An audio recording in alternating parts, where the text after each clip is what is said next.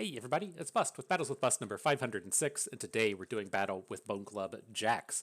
And so the Bone Club Jax deck you see here is an adaptation of Rico Rex's Bone Club Jax deck from Standard. And if you're not familiar with Rico Rex, I highly recommend giving him a follow on Twitter or a follow on runeterra.ar if you really like attacking with Overwhelm units. He tends to be the Overwhelm connoisseur and the Overwhelm guru of the Runeterra world. If you've come across a deck that heavily features an Overwhelm unit, whether or not it's one of these Jax decks or something like Blue Gwen or a various Darius number, he's been playing a lot of the Sivir Dragon Might kind of thing. If it's an Overwhelm deck that got popular over the course of the past 6 months to a year, there's probably like a 50% chance that Rico Rex had his hand in the design. And so it's very much worth a follow if that's your kind of thing. And it's some of the content that I really enjoy seeing.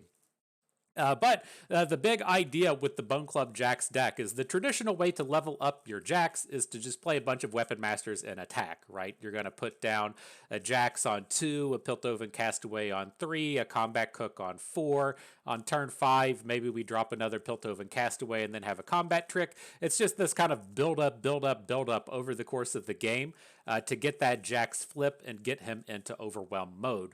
But what if we don't really want to do it that way? What if we want to explore additional avenues to get this Jax flipped and maybe go a little bit taller instead of going for this go wide theme? And that's what this deck really brings together, is it has access to the Bone Club. And so instead of playing a bunch of the various Weapon Master units, which are starting to get nerfed, right? We did see nerfs to the gain health one here recently. It's put a bit of a damper on the quality of the Jax decks. But if we're going to say put a Bone Club onto an Omen Hawk and attack, that starts to give us 6 points of level up towards our Jax. Or if we want to say Wild Claw's Ferocity of Piltover Castaway, that's going to be usually about 8 or 9 points of attack power to come in and level up our Jax. And so it does have, a lot of the same ideals of the traditional, say, Jax Ornn style decks, to where we're trying to attack with these big, meaty Overwhelm units, and that in turn is going to flip our Jax and give him Overwhelm. But it's a much more high-impact style of doing it with the big Battle Furies, which Rico Rex's and myself are quite big fans of, and then using the Wild Claw's Ferocity elsewhere. But one of the big bonuses that we're going to get out of Bone Club, right? It's very easy to see the kind of angles to where we Bone Club an Omen Hawk or we Bone Club an Ancient Yeti to have this big 9 power, 10 power overwhelming attacker. Sharesies is going to be the big one that comes out of this deck, as dropping Sharesies on a Bone Club is absolutely fantastic, but you do also get some side combos with the Sharesies. So say if our Jax is flipped, we can Sharesies the Light of Acacia over to a different unit. Jax will maintain his Overwhelm. He has it naturally, but he would get it from the Sharesies as well. And then we can generate another Overwhelm unit. Or we can do it the other direction, right? We can say attack with our Bone Clubbed Omen Hawk, opponent blocks it, and then we can Sharesies the Bone Club over to Asarion to get this big surprise burst of damage in. And so it's a nice collection of synergies that we start to see across the board with all of these cards. Again, the way I like to describe it is instead of really focusing on going wide and generating a handful of good Weapon Masters, we're focusing in on basically 2 units and a couple of turds, right? So we're going to have a really big Jax. We're going to have ideally a big Overwhelm unit with a Bone Club, and then the turds can get shared onto, right? We can share these abilities over to the smaller unblocked units. And so the things to call out from this that aren't available in Standard, or we do have 2 copies of Ancient Yeti. I absolutely love Ancient Yeti in the Eternal Space. Just getting to drop this on turn 4 is absolutely fine. But if you're playing it later in the game, say like on turn 6 and getting to play it for 1 mana, it's just such a fantastic deal, and it gives a lot of surprise damage that your opponents typically aren't expecting, and allows for some really big tempo plays. So if it's, say, turn 6 and we drop a Sarion and an Ancient Yeti, it's just a massive pile of Overwhelm coming in. Highly recommend the Yeti, and we also have access to Troll Chant here in the Space of Eternal. And so if you're looking to play this in Standard, absolutely go for it. His adaptations don't involve the Ancient Yeti, and he's playing Elixir of Irons in place of the Troll Chants, but with the access to Troll Chant, I kind of wanted to switch the numbers around a little bit because it gives us some of these sequences to where where one of the things you naturally like to do is to play a 1-drop, either the Omen Hawk or the Apprentice, nothing on 2 into the Bone Club on 3. But if you don't have the Bone Club draw, you do run into a lot of these kind of 2-2-2 draws, as to where you don't play anything on 1, you play a Favored Artisan on 2, you play a Jax on 3, and then that leaves up your Troll Chant mana on turn 3 to cast. The Piltover Castaway lets us do this nicely as well. So we could play Jax on 2, Piltover Castaway on 3. We have that 1 banked mana from turn 1, and then the Attune on turn 3, and now we can start casting our Sky Splitters and Troll Chants again. And so it's a very nice tempo addition that we have going this way. And so that's the deck. That's what we're going to be doing battle with today. But before the battles begin, you know what we got to do.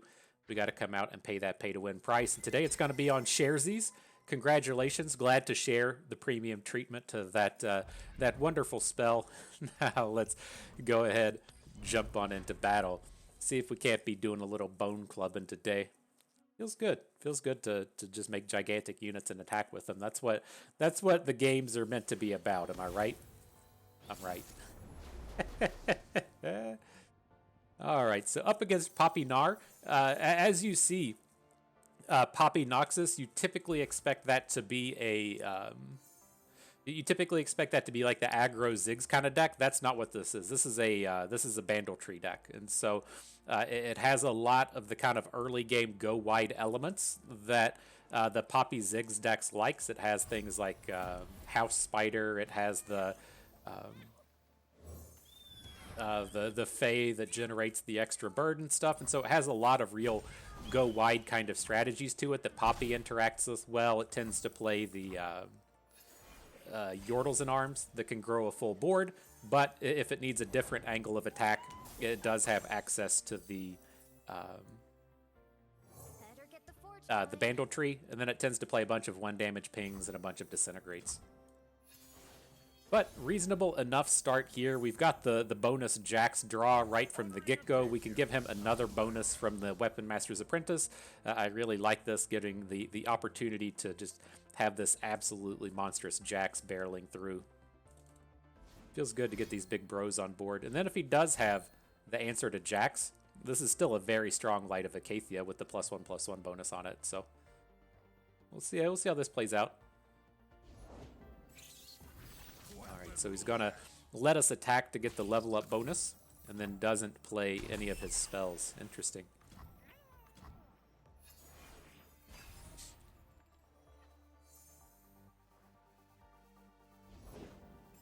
There's the tree. This land is ours. So we'll get our Overwhelm unit on board. This is where I'm hoping we're able to kind of build up an advantage in this game. As the opposing deck has 2 modes, right? It has kind of the aggro go wide Poppy mode, and then it has the I'm gonna block everything you do kind of mode. And when they're in blocking mode, it's very powerful for us to have all of these overwhelms. And so I like that we do have access to the Yetis and the like. But with this turn, it's a touch awkward. Our attacks aren't super good. I'd like to get something on the board, but I feel a little meh about just dropping the Wild Claw's Ferocity on units that don't have equipment. But I think we're kind of stuck at this point. You know, you really want to transform the Omen Hawk onto an equipped unit so that you get the attack bonus, right? So Jax, assume this Alpha Wild Claw had, I don't know, any of the equipment coming out of the Castaway. It would be a 9 power attacker, and our Jax would be flipping here. I assume it's just going to get disintegrated at this point, but our mana just so awkward in this space that I feel like we just have to kind of run it out. But still, very nice Overwhelm Burst rolling through. We're going to ideally have the Jax flip on our next attack. No guarantees, but if he goes Overwhelm mode, that would be great. And then we're going to have the Yeti and the Castaway on this follow-up turn.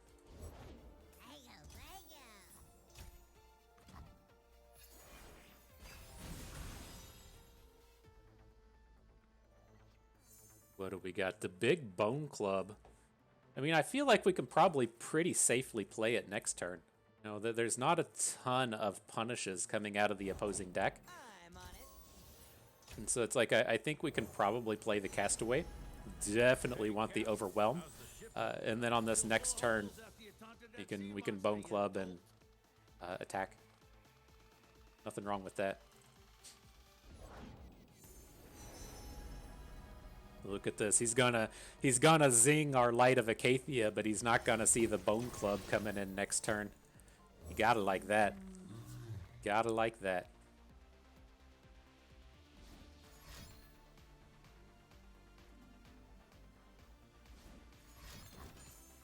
Oh, he goes for the Fishawak, sure. Guess that makes sense, since the Jax will have Overwhelm anyways next turn.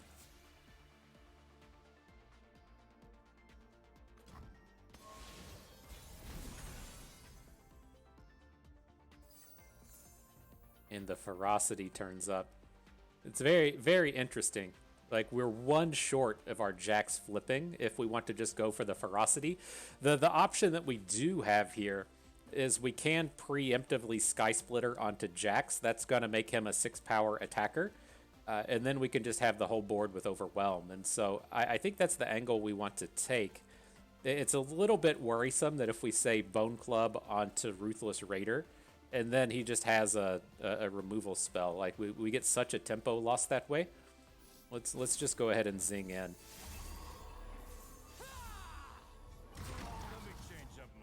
Yeah, 24 Overwhelm rolling through. And then this does, give the Light of Acacia the Overwhelm aspect. And so if he does manage to take down the Jax here, we've still got that strong equipment running around.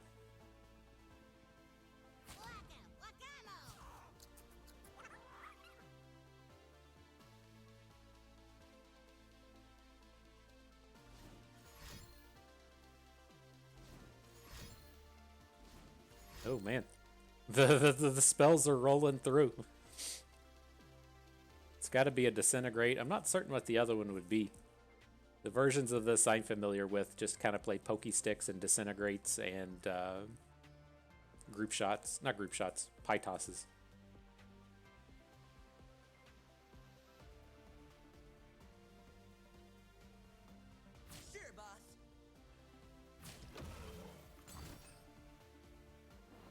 Oh, I had the Gnar in hand. Gotcha. Okay.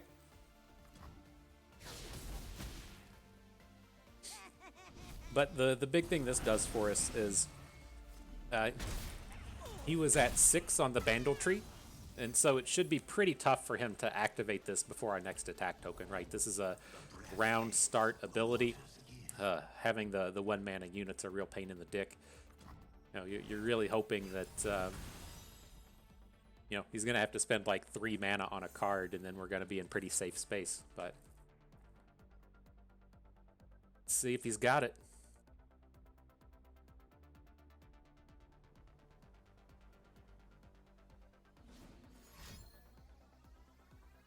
This can't be good. I'll go ahead and announce that. If you see the Pokey Stick coming down in this space, this is not going to be good. Mayor comes in. This requires my largest official hat. All right, let's load it up. Let's take a moment to view the stat line. That feels pretty good, right? We got 10 power attacker, 6 power Jax. He's going to be an 8 attack power on the natural attack next turn. We can shares the Bone Club over to Jax, give him that additional +4/+4. We got lots of damages potentially to roll through. But if we don't win on this next attack, the game's done. Just is what it is. The Bandle tree's up to 8. I don't think he'll be able to play 2 this turn. He's only got 3 mana left. It's very challenging to get whatever rando units you have on the board from the tree. But we'll see.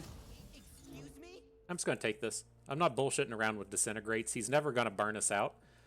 And that's how we do end up losing this game, right? If we're like, ooh, let's put our Ancient Yeti in front of the Bandle City Mayor to get that sweet, sweet value everyone's talking about. And then he's like, LOL, it's a Disintegrate, right? We can't have that happen. He can play all the fucking Disintegrates he wants to next turn. Well, not Disintegrates off of... not off the Pokey Stick, right? But in combat here, we're just not going to let it happen.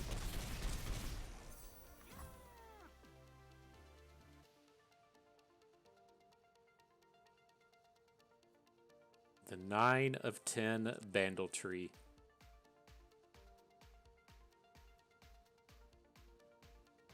Got a whetstone? Gotta sharpen my lamp. All right. Let's see how it goes. The battle step incoming.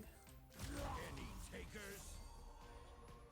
All right, 18 overwhelm right at your nugget. Mustache ready. He's gotten blockers. It's not what you want to see. Wonder if this is going to be like a second stun onto Jax. I mean, we're technically dealing less damage. It's not. Oh, just a stick to the face, huh? GG. All right, well done, Team Overwhelm. I'm gonna mark that one a W. GG. On to the next one. Winning never gets old. Winning never gets old. That's right, Jax. That's right.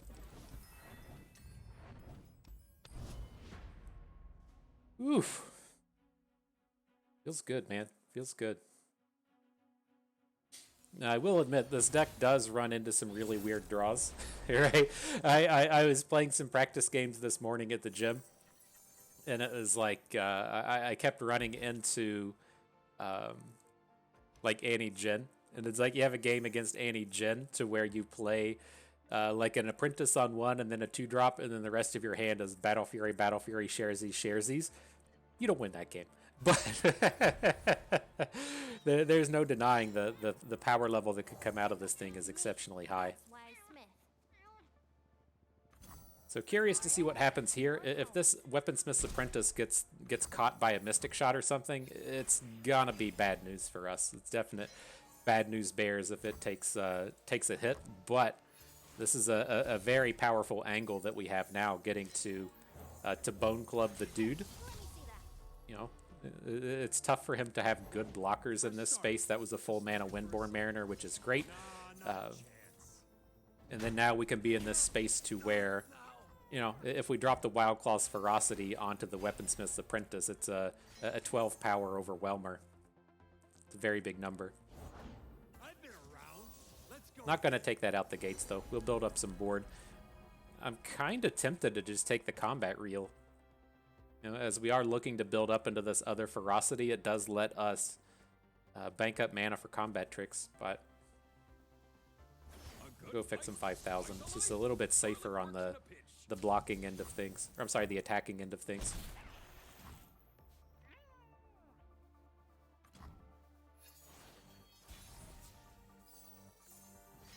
Ooh, and the Sharesies. This is gonna be a pretty sick turn 6.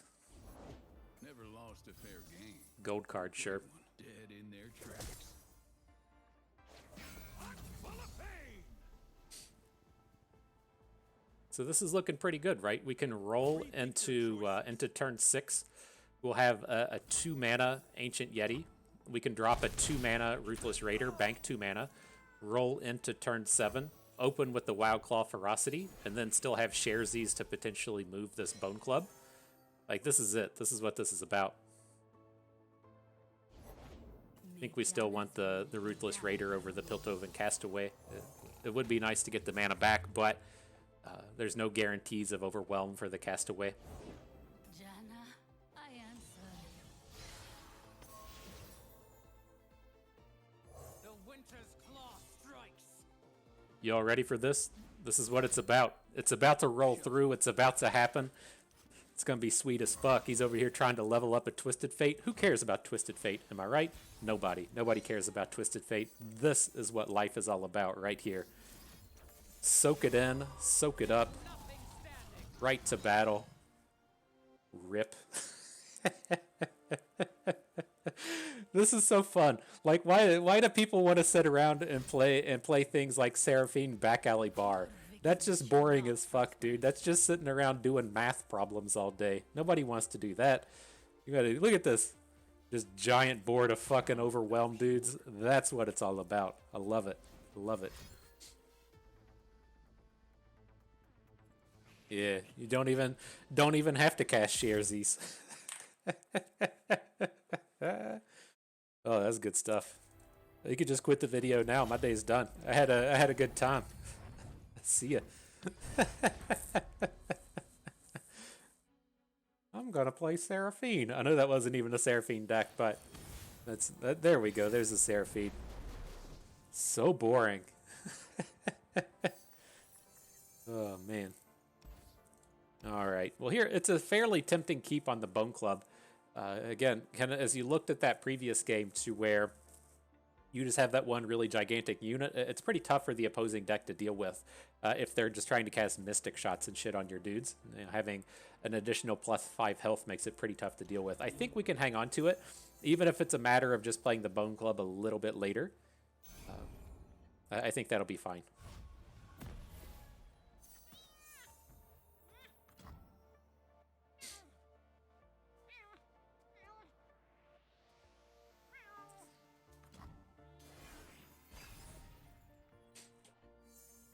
And there's the Sharesies. We got the big combos again. The club, the ferocity, the Sharesies. I dig it. Well, maybe. Let's come in with Artisan. This is the most challenging unit we have to kill at this point. You know, it can soak up a Mystic shot and the like. Castaway coming in. It's a bit of a bummer. We're kind of hoping for health bonus kind of cards out here. I'm going to go with the Fix 'em 5000. Ideally, we're going to be able to just forge onto the Castaway and attack. And then what I'm looking to do is to drop a Ruthless Raider Bone Club for our next attack cycle. And then 2 attack tokens from all of this nonsense. We're going to look to to make the ferocity play. But is it even worth a forge? The craft sings. I don't think so. He's going to have the removal spell here so many times, and like he's not playing Bandle City, right? He's playing Shurima, and so I have to feel like you know, you're not worrying about Pokey Stick, you're not worrying about just the 1 damage pings, and so it's not helping him survive that much. Ooh, or we just Apprentice. Is that the angle we ever want to take? Like, say we play Apprentice, then we Bone Club it, and then next turn we just Ferocity. I think I like it. Urtha, please tell us a story. The spirit of the mountain was working at his forge. The other kind of interesting thing this angle does is we assume there's just like no way he's going to be killing this giant Weapon Master's Apprentice, right, with the Ferocity, but the Ferocity does give us the cat keyword. And so 2 turns from now, if we want to play the Glacial Saurion, we're going to get that card draw because we didn't have a Weapon Master on board with the Apprentice and the Artisan. That's pretty sweet if you ask me. Fill your lungs and cry, Janna. All right, he plays Janna. Here comes a 13 power Overwhelmer. Oh shit, we don't have the mana for that. Fuck. Oh no. You alls is out there like, God, Buster, you're such a dum-dum. You can't... You literally cannot do math. This land is ours. Alright, fine. Well, this is gonna have to be a Sharesies then. What a bummer, man. While I smith. Still a really strong attack, but that's where they always get me, dude. You're out here and then you have to just do math. Why would they ever make it so hard?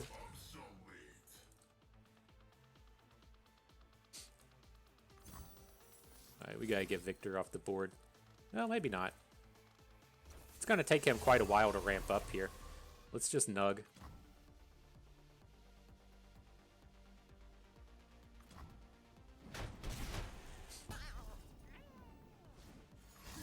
Like, I don't think we're worried about Viktor killing us at this point, right? He has this full combo of champions, right? If we don't win the game on our next attack token, we're dead, right? He just running into this full combo of champions is... Wow. Wow. Well, okay then. I guess RNGing into Fracture to kill our Bone Club is a thing. We can still maybe do it. We're going to have the Saurion and the Ruthless Raider as big Overwhelmers. We'll have the Wildclaw's Ferocity as well. Just the downside now is No, Sharesies is off the table. Storm unrelenting.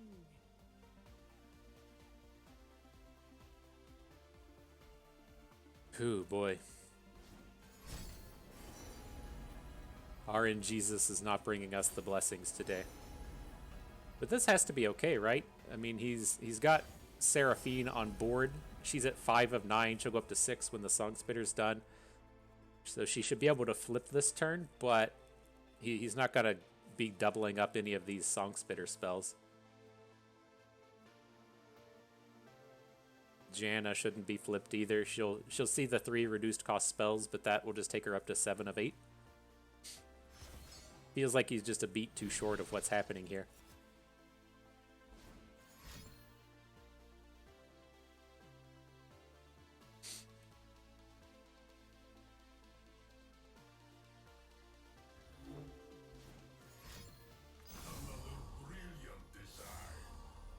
Sure.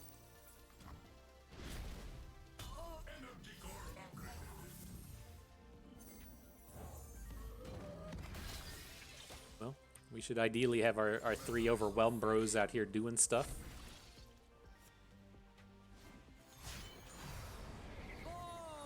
That's Poro's song. Okay. I hear you, Zon. Now you're about to hear me.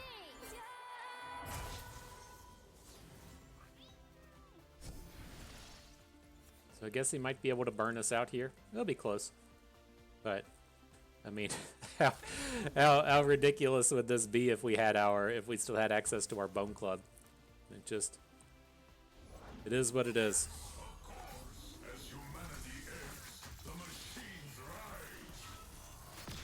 I don't think we're just dead here. He can get the full board of Poros now since Viktor's flipped.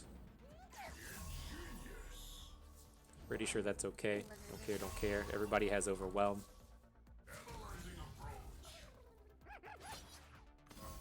Sure.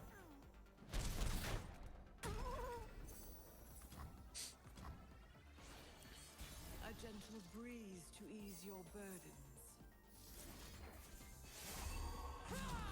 All right. Well, 16 Overwhelm rolling through. He has 10, 13 if he just blocks with his champions. That was the piece I didn't really stop to think about. He has the Seraphine and the Janna just at full health, able to block. Okay, GG.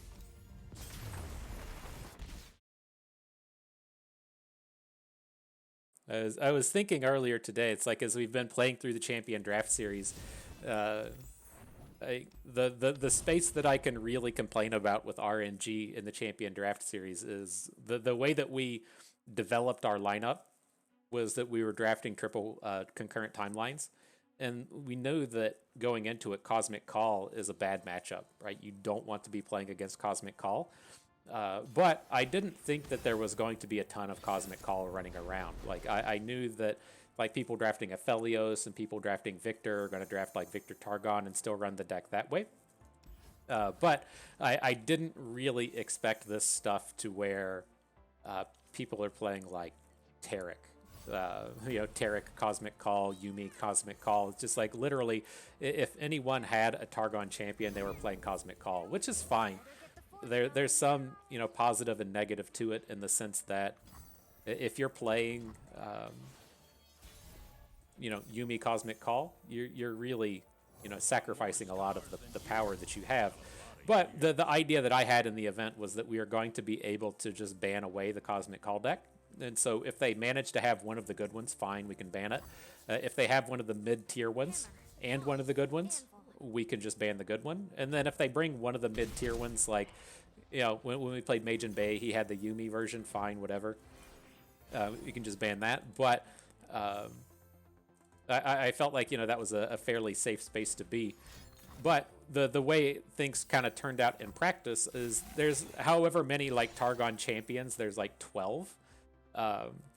And then you kind of expect, well, those 12 should be fairly evenly distributed amongst the players. And they kind of were to a degree. But it was like week 1, we played Jay Sensational, 0 Cosmic Call champions. We were able to win. Week 2, we played against Sir Termund. He had in week 1 he played triple Cosmic Call, and so we couldn't bring all of ours. We could maybe bring one version of hang on here, I'm kind of losing it. I think we want to get our Overwhelmers on board, but if he has his attacks this turn just aren't great. I don't want to play a unit that's going to be dying in combat. But it was like Sir Turman had the ability to play triple Cosmic Call. He did it week 1, and so we had to adjust our lineups to it. And then going into week 3, we had to play against Mage and Bay that had 2 Cosmic Call lineups and a Rise deck, which Rise is strong against concurrent timelines as well. And then, like, there's not the real availability of anyone else within the entirety of the event to be like, okay, yeah, I'm gonna play, triple Cosmic Call. And so, like, that was our, very negative RNG moment, in the sense that we literally, anyone else in the event that we played, we could have banned out their single version of Cosmic Call if we wanted to, but we had to play against the 2 people pre-Cosmic Call nerf that could bring the full lineup. It's like, god damn it. I'm happy with how things went from that point, right? We did narrowly lost to Mage and Bay, and then I'm pretty certain we could have beat Determined, but I missed the angle of playing the champion spell over and over again to not get decked against Maokai. But that was the worst that RNGesus has been to me in a while.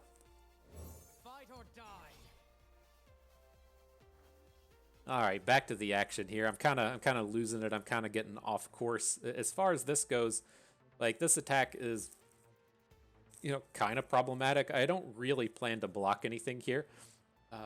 He's going to attack with Ashe. These wolves are going to turn into 3/4s. Like, it's not very favorable for us. But the thing that I'm starting to see here is, we'll just get this full board of units. Great. He's probably not going to attack if he didn't do it already. And then we can look to Sharesies.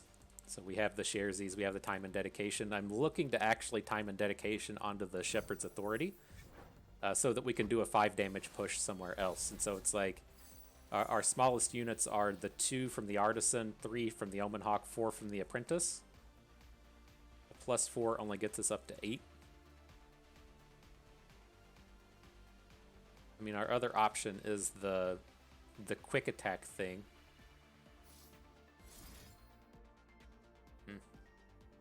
Let's just go big.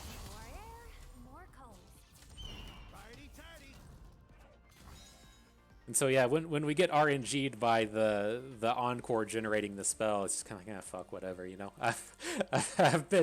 I've been dealing with worse over the past few weeks. Been dealing with worse. I thought it was gonna finally come back. If you didn't watch our most recent Champion Draft Series match, in the game 3 against Slay, we were playing Poppy up against Aatrox Kane, and it was like he very clearly had the board under control. Like, we had very, very, very slim chances to win, but the angle that I was going to start to take, well, this is just a great attack for us. There's no reason to play anything. The angle that we were going to take is like, we have to shoot for the moon to try and get out of this and win. We're going to play Loping Telescopes and see if we can't generate some epics. And what we managed to do, I've never even seen this card played. Deal 3 to all units. It's probably not worth the sharesies. We still have good units in hand. And so, he had an Aatrox and a Kane on the board. It was like, maybe we can generate a cosmic stun thing, right? And we did it. And so then it was like, all right, well, maybe we can generate something big as well. And we generated Tiana, and it was like, holy fuck, that is it, right? We can stun as 2 units and then attack and then play Tiana and attack again and get this win that we in no way deserve. And then he had the spell shield to stop it. Like, I was so sad. I was so dejected that things rolled through that way. Such a bummer. But it's the way it happens sometimes. So what I'm looking to do here You know, he's got Ashe, fine, whatever. We're gonna play the Ruthless Raider. We're gonna put the Shepherd's Authority on it, and then I'm looking to Sharesies the scout from the Combat Cook over to the Ruthless Raider. Does that work how we want? Like, if we want to get a scout attack with both units? I think it does. He's not going to keep the 4-3 stats from the Sharesies, but he's going to pick up scout off of the Rake. And then we can replay the Shepherd's thing next turn, because we'll have the mana to do it. Right, this... Give an ally with an attachment the stats and keywords of it and move it.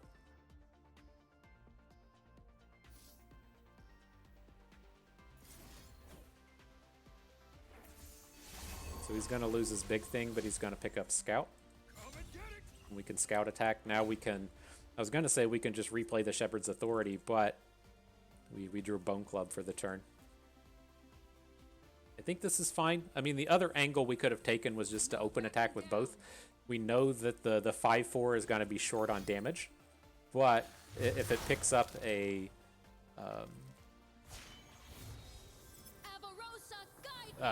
if we shares these back over to it, then maybe that's a thing. Alright, so Ashe is going to kill our smaller bro. We still have this chance to Bone Club onto the Cook. Alright, he's naturally a 3 attack and has -5 currently, so this should get him back up to a 3 attack. Oh, a 5 attack, that's what I meant. Oh, he has the bonus from Sharesies. Gotcha, that's why he still has attack power.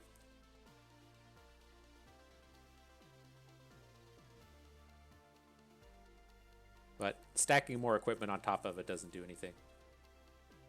We can't heal. It's like not like we're healing through the attack, right? If you have an injured unit, you can stack a bunch of equipment on it so that the health value goes back up. Not the case here. The time is right. Strike now. Interesting.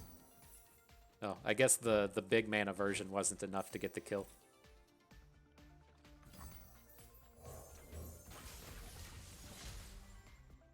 See, so we healed our Combat Cook this way, then I'm going to play a Light of Acacia so he has another equipment on him.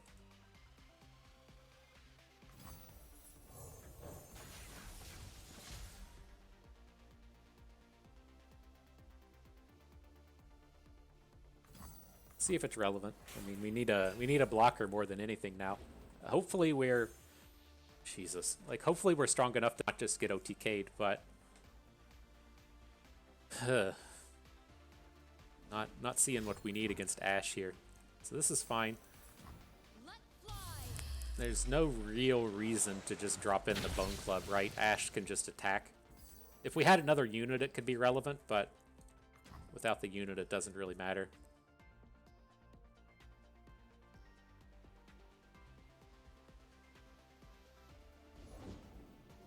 Okay, sure.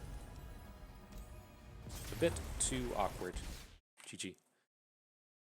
Alright, let's get ourselves one more battle in. See if we can't get some good overwhelms happening. Bring out those GGs.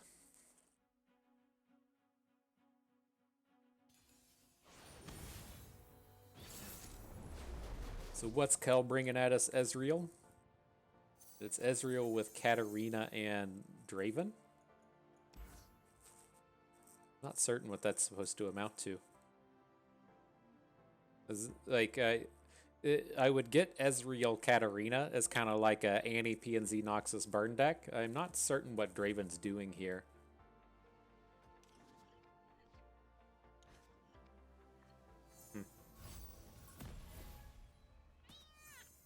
Weird. I mean, I would assume that we're going up to battle against a removal pile, but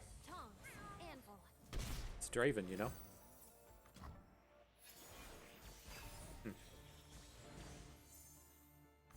Sometimes that's all you can say.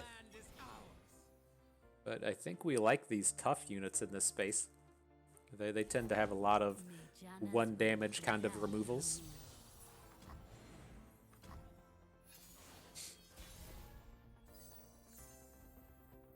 Oh, I hope we like him, because that's all we got this time. What are we looking towards here? It's like I don't feel like we need the Fish a Whack. It's kind of okay in this space. Like it's just the big bonus from it's going to be the Overwhelm, but all of our units already have Overwhelm except for the Weapon Master, and so it's just like there's only 1 or 2 units we can draw in our deck that actually benefit from the benefit from the gaining Overwhelm. But gaining mana is always good, right?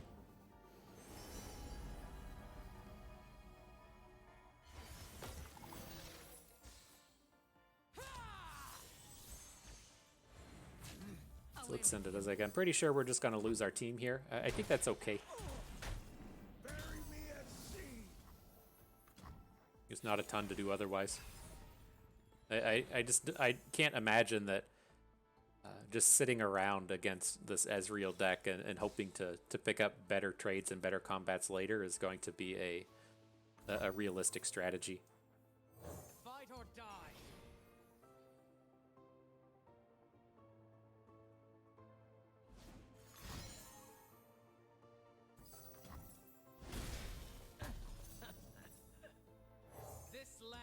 This is tough. It's like if we had 1 more mana rolling into next turn, we could both Bone Club and Ancient Yeti. But like my expectations for actually getting this Bone Club on board are pretty low. Like I think we need to just go ahead and drop Combat Reel, and he's gonna go LOL. Here's my Explorer spell to get the kill on it, and then we can try and follow up with Bone Clubs after that.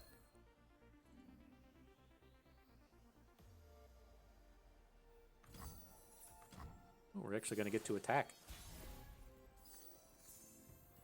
Like, if she just dies to Scorched Earth, that's okay, right? Yeah, I'm just kind of looking at this now, and maybe we get to chunk in a little bit of damage here, refill the board with the Apprentice, and we can play Ancient Yeti next turn, and then we can try and get a Battle Fury kill 2 turns from now.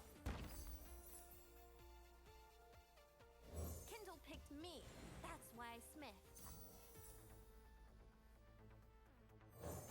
I don't think we can just drop the club in this space. Like, he's going to lose his Explorer spell because of the Sunken Temple, and so we can realistically play the Bone Club on this follow-up turn.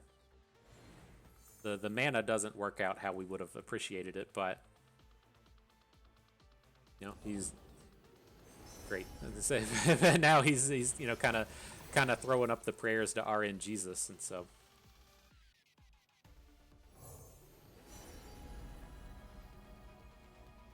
Take the Pan of Pain on Combat Cook. It's like we're not going to be able to attack through this Armed Acquisitioner, so we might as well pick up the one that gives tough.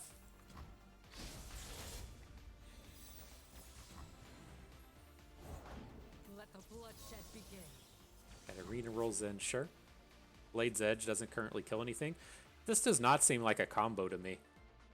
Like the Katarina attacking, returning to hand, and then getting shuffled away by the Sunken Temple. That doesn't seem like a combo to me. Don't get me wrong. We're not talking trash about Kel. He is one of the absolute top players in NA. I'm really surprised to see Kel doesn't have the Master's mark next to him on the deck tracker, but is incredibly strong. All right, well, let's throw up a prayer. Am I right?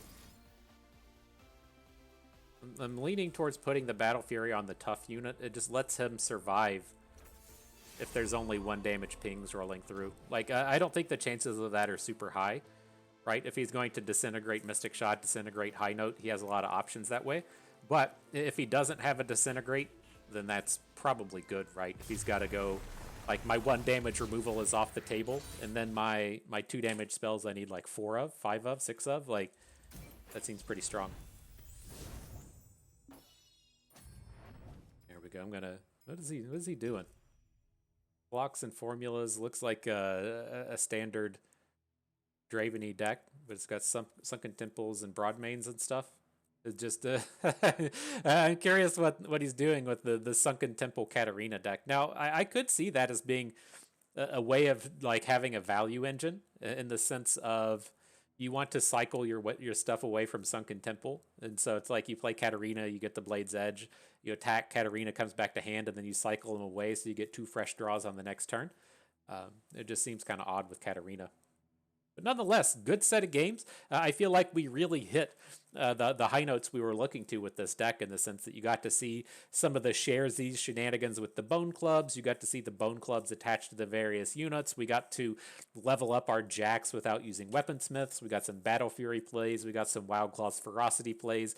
Like just a good stuff across the board that we were able to pull off with what we did here today. And I was very pleased with how this deck went because, I mean, we've been playing a ton of Jax Ornn over the course of the past, who knows, like 4, 5, 6 months.